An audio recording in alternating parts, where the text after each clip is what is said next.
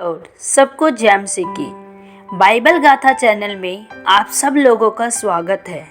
मेरे प्यारे भाई बहनों, आज हम प्रभु की वाणी वचन से जानेंगे कि मांग कर देख मैं तुझे दूंगा।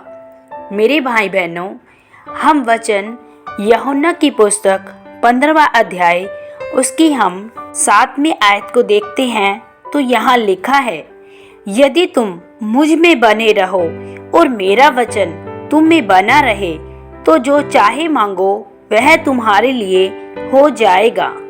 हालेलुया। मेरे प्यारे भाई बहनों, बाइबल हमें बताती है कि जो कुछ आप परमेश्वर से मांगते हैं आप वही पाते हैं, क्योंकि बाइबल में लिखा है कि मूसा हर समय परमेश्वर से यही प्रार्थना करता था कि परमेश्वर मुझे अपनी गति समझा, तेरे दिल में क्या है और तुझे क्या पसंद है, परमेश्वर मुझे समझा।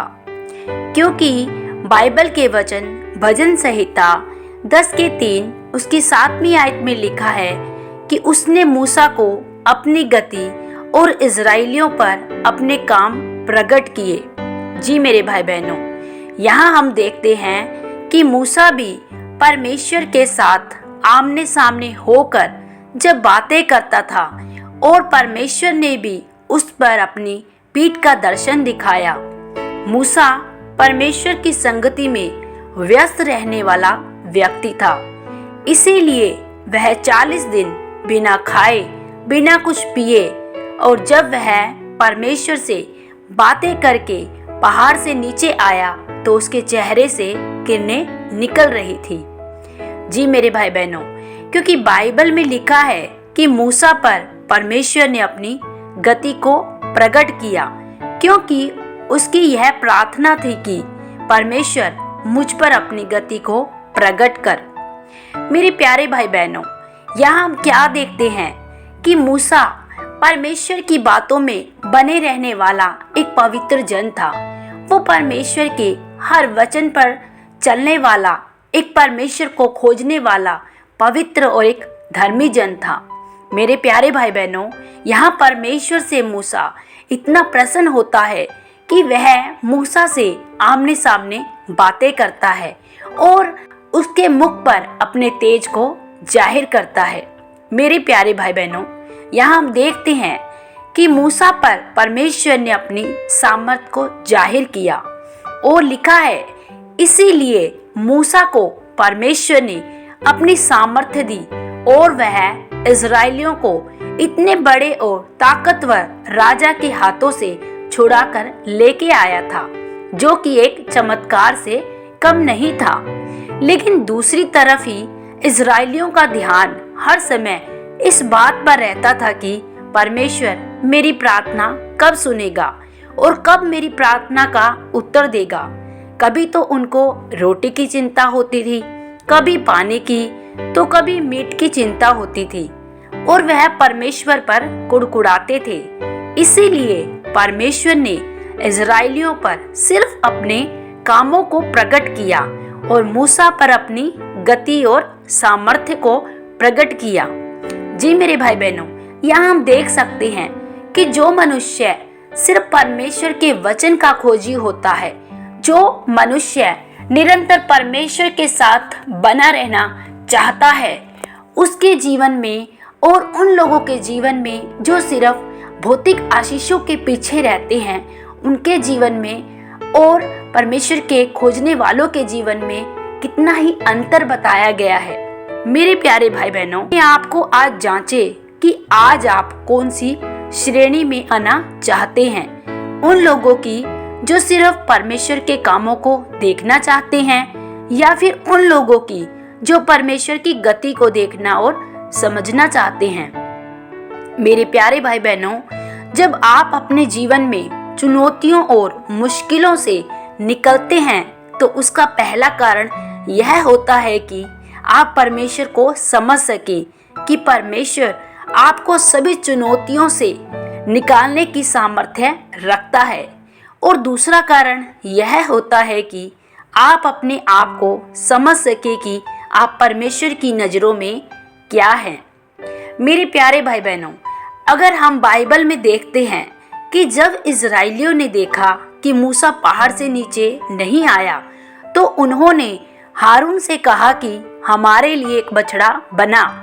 उन्होंने यह नहीं सोचा कि अगर मूसा को पहाड़ से आने में देर हो रही है तो हम परमेश्वर से प्रार्थना करें, परमेश्वर के नजदीक जाएं। लेकिन उन्होंने सोने का बछड़ा बनाया, क्योंकि उनका परमेश्वर के साथ कोई भी निजी रिश्ता नहीं था। वह लोग परमेश्वर से सिर्फ चमत्कार और खाना पीना चाहते थे। इसीलिए परमेश्वर ने उन्हें सिर्फ खाना पीना ही दिया और मूसा को अपनी सामर्थ्य दी और अपनी पीठ का दर्शन भी दिया। इसीलिए मेरे प्रिय भाई बहनों, परमेश्वर से आप आज क्या चाहते हैं?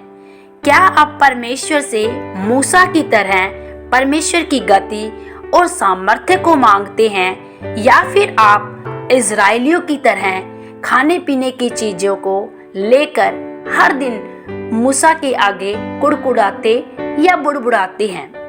देखिए मेरे भाई बहनों, अगर आप मत्ती अध्याय 7 की 7 में पढ़ते हैं तो वहाँ लिखा है, मांगो तो तुम्हें दिया जाएगा, ढूंढो तो तुम पाओगे और खटखटाओ तो तुम्हारे लिए खोला जाएगा। मेरे प्यारे भाई बहनों, यहाँ भी परमेश्वर हमसे एक वादा करता है, यदि तुम मुझसे मांगोगे तो मैं तुम्हें दूंगा। जिस तरह यदि एक सांसारिक मनुष्य का बेटा अगर रोटी मांगता है तो क्या वह उसे पत्थर देता है, या वह मछली मांगे तो वह अपने बेटे को सांप देता है? नहीं, वो एक सांसारिक मनुष्य होने के बावजूद भी अपने बेटे को भली और अच्छी वस्तुएं देना चाहता है। तो मेरे प्यारे भाई बहनों, क्या परमेश्वर अपने उन तमाम लोगों को जो कि परमेश्वर के खुद की हाथ की रचना है, उन लोगों के मांगने पर क्या वो उनको भली वस्तुएं ना देगा? जी मेरे भाई बहनों, परमेश्वर हमसे वादा करता है, मांग कर देख मैं तुझे दूंगा। लेकिन परमेश्वर का वचन कहता है, यदि तुम मुझसे मेरी इच्छाओं में होकर मांगते हो तो मैं वह तुम्हें दे देता हूँ। मेरे भाई बहनों, यदि आप परमेश्वर के वचनों में होकर और परमेश्वर की बातों में होकर जो भी कुछ मांगते हैं, खुदावंद आपको वो सब चीजें देता है। क्या आज आप भी इजराइलियों की तरह सांसारिक भौतिक वस्तुओं की खोज में हैं, या फिर आप सच में परमेश्वर के वचनों के खोजी हैं, या परमेश्वर के प्रेम के खोजी हैं, या परमेश्वर के दर्शनों के खोजी हैं? मेरे भाई बहनों, आज हम क्या देखते हैं कि लोग चर्च में जाते हैं, कुछ लोग अपनी आशीषों के लिए जाते हैं, कुछ लोग घूमने के तौर पे जाते हैं, कुछ लोग तो सिर्फ और सिर्फ नामधारी मसीह का लेवल लगाकर सिर्फ चर्च में अपनी हाजिरी को पूरा करने जाते हैं। मेरे भाई बहनों, यदि आप चर्च में सालों से जा रहे हैं और आपका रिश्ता परमेश्वर के साथ गहरा नहीं है, तो आप चाहे भले ही लंबे समय तक मसीह में बने रहे तो भी आप परमेश्वर से कुछ नहीं पा सकते, क्योंकि परमेश्वर अपने खोजने वालों को, परमेश्वर अपने चाहने वालों को, और जो मनुष्य परमेश्वर की बातों में, परमेश्वर के वचनों में बने रहते हैं, वही परमेश्वर से बड़ी आशीष और बड़ी बरकत को पाते हैं। क्योंकि परमेश्वर ने वादा किया है, यदि तुम मेरी बातों में, मेरे वचनों में बने रहोगे, यदि तुम मुझ में और मेरे वचन तुम में बने रहेंगे, तो जो चाहे तुम मांगो वह तुम्हारे लिए हो जाएगा। मेरे भाई बहनों, प्रभु आप सबको इन वचनों के द्वारा बहुतायत से आशीष और बरकत दे। सबको जय मसीह की।